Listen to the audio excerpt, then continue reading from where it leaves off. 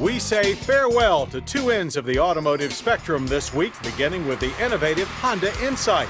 With both its 3-cylinder gasoline and 10-kilowatt electric engines running flawlessly for 4 months and nearly 3,000 miles, our fuel economy average was 48.4 miles per gallon.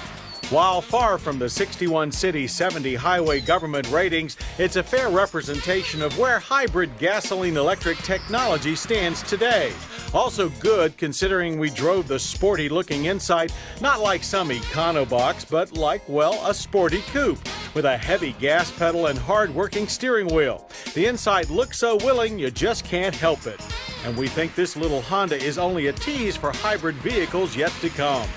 Meanwhile, we thought this Tundra Access Cab SR5 4x4 was only a tease of what Toyota had in store for the American truck market when we picked it as our best vehicle of 2000.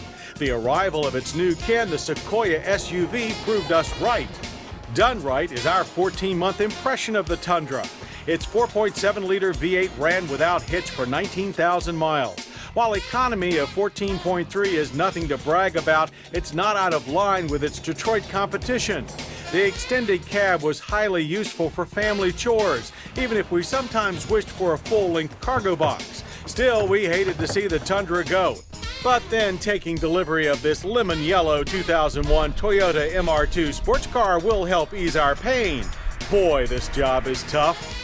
And we'll see how tough it is to endure a slice of the RV lifestyle on our next Motorweek long-term road test update.